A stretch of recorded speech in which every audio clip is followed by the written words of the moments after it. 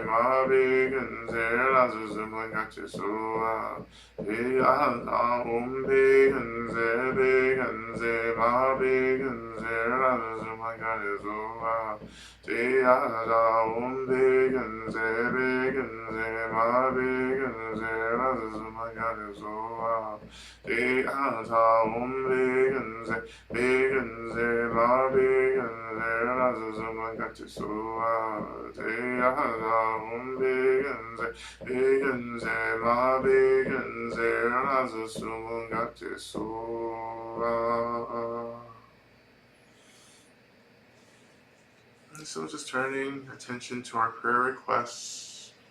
We invite all the Buddhas, the Bodhisattvas, the Yadams, the Dharma protectors, all beings of light, all beings connected to the lands, to the elements, to the spirits, to benevolent ancestors, to all beings of light, angels, and all deities that are a part of this liberation work. We call you to the space and we offer these prayers to you, and we ask you to work on our behalf to bring about the fruition of these important prayers. We begin by offering prayers to have self-compassion and compassion for my family, and prayers for Yvette as she passes from this life and into the bardo. Offering prayers for the safety of Palestinians as they are likely again thrown into genocide. Offering prayers that I can quickly get through this divorce and that it doesn't break me spiritually and physically. Offering prayers to leave and find safety in doing so. Prayers for peace in the midst of the shaming and harshness others put on me.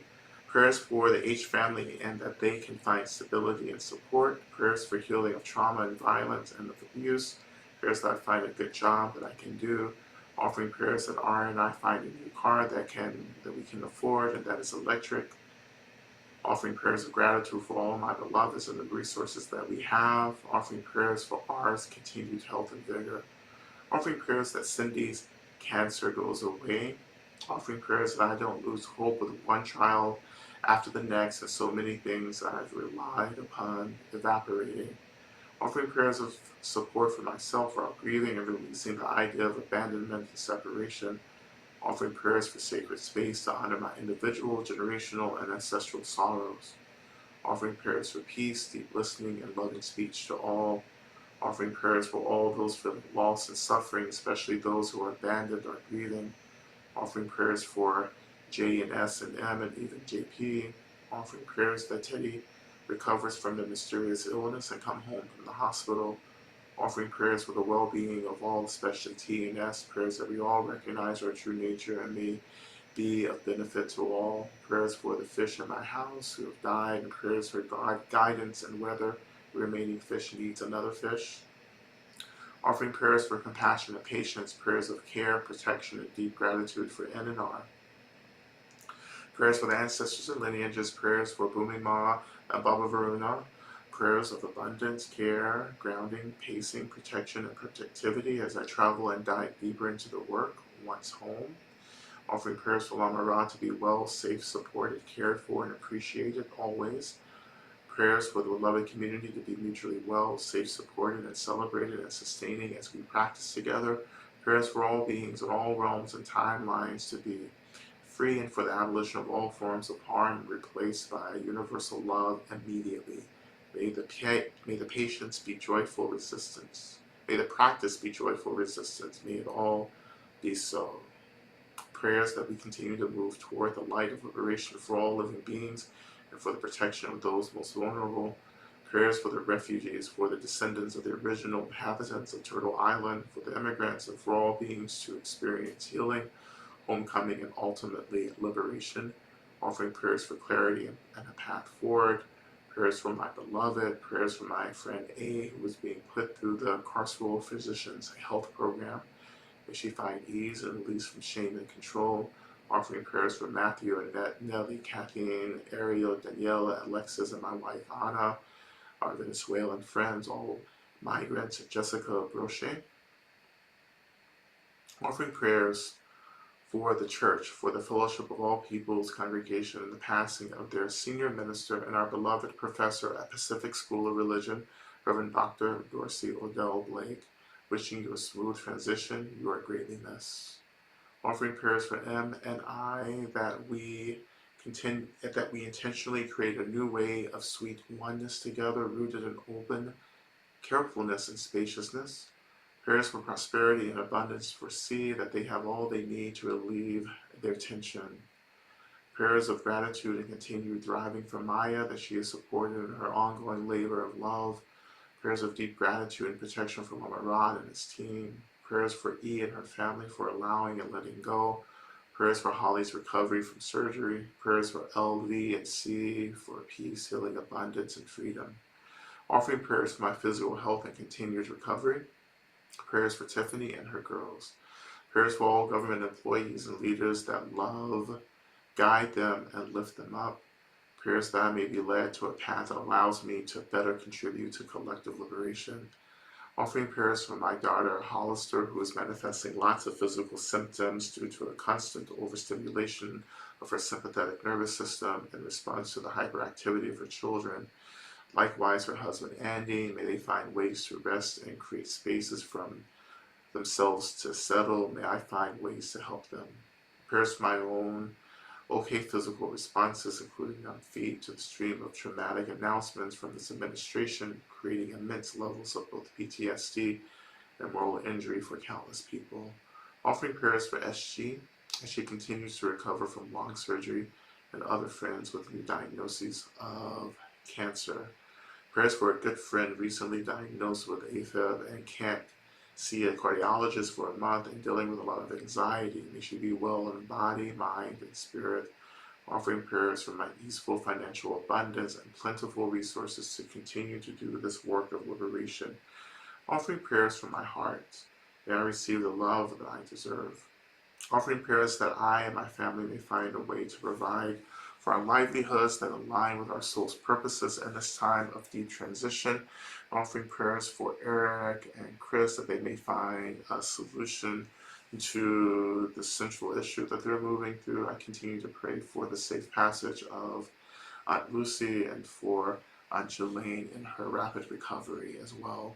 We continue to pray for the complete abolishment of all systems of harm and violence that keep many of us perpetually overwhelmed, exhausted, traumatized, and doubtful of our capacity to experience real liberation. We pray for all beings and all the worlds to remember their inherent Buddha nature. May we all get free as quickly as possible.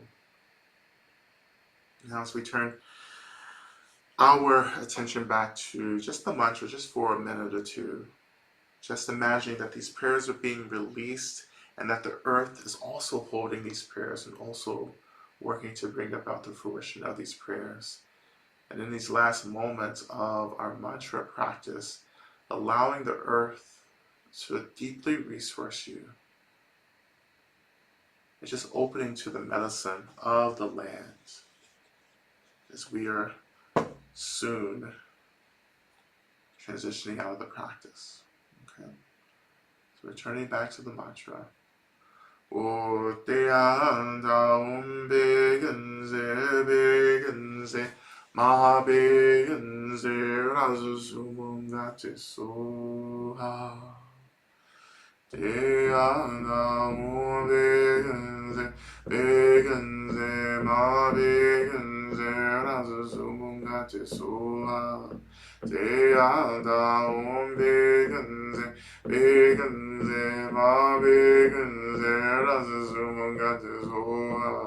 Te anda begenze, ma begenze, 라즈수문가리 조아 대한다 온베근세 베근세 마베근세 라즈수문가체 소아 대한다 온베근세 베근세 마베근세 라즈수문가리 조아 대한다 온베근세 베근세 마베근세 라즈수문가리 조아 대한다 온베근세 베근세 마베근세 라즈수문가리 조아 대한다 온베근세 베근세 마베근세 라즈수문가리 조아 대한다 온베근세 베근세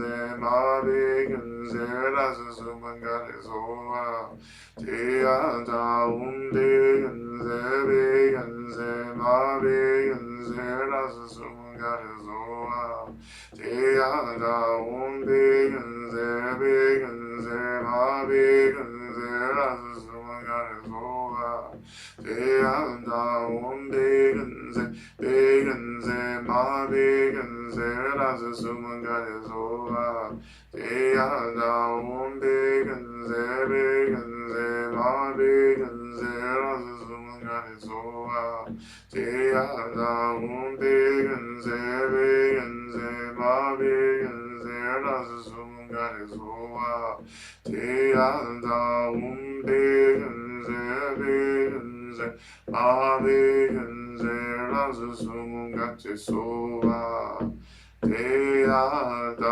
온베근세 베근세 마베근세 라즈수문가체 소아 대한다 온베근세 베근세 마베근세 라즈수문가체 소아 대한다 온베근세 베근세 마베근세 라즈수문가체 소아.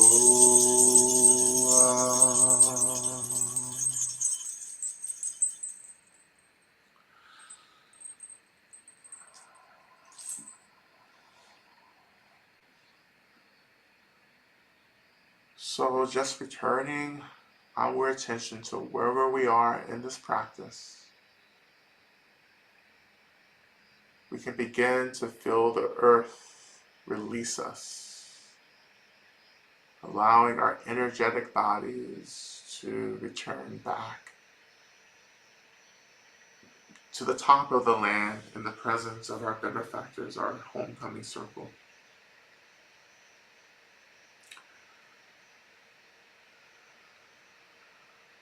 And feeling our bodies coming back into form, feeling the density, the weight of our bodies, the land rising to hold us.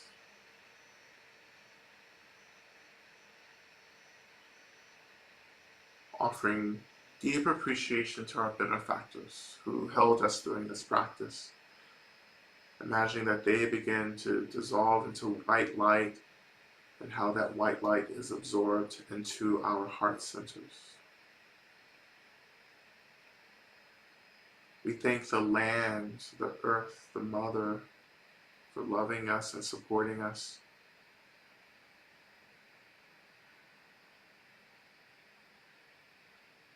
And the land, this visualization begins to dissolve. We find ourselves back in our space, on our seats, in front of our screens,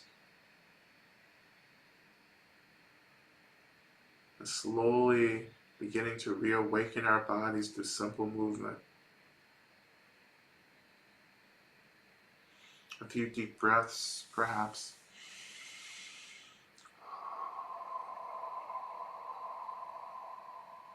Coming back into this timeline as we turn our attention to our closing prayer, Shantideva's prayer from the Bodhisattva's Way of Life, which we'll recite 3 times. And we begin. May I be a protector to those without protection, a leader for those who journey, and a boat, a bridge, a passage for those desiring the further shore. May the pain of every living creature be completely cleared away. May I be the doctor and the medicine, and may I be the nurse for all sick beings in the world until everyone is healed. Just like space and the great elements such as Earth, I always support the life of all the boundless creatures. And until they pass away from pain, I also be the source of life for all the realms of varied beings that reach unto the ends of space. May I be a protector to those without protection, a leader for those who journey, and a boat, a bridge, a passage for those desiring the further shore. May the pain of every living creature be completely cleared away. May I be the doctor and the medicine. May I be the nurse for all sick beings in the world until everyone is healed. Just like space and the great elements such as Earth, may I always support the life of all the boundless creatures. And until they pass away from pain, may I also be the source of life for all the realms of varied beings that reach into the ends of space. And finally, may I be a protector to those without protection, a leader for those who journey, and a boat, a bridge, a passage for those desiring the further shore. May the pain of every living creature be completely cleared away. May I be the doctor and the medicine, and may I be the nurse for all sick beings in the world until everyone is healed. Just like space and the great elements such as Earth, may I always support the life of all the boundless creatures. And until they pass away from pain, may I also be the source of life for all the realms of varied beings that reach into the ends of space.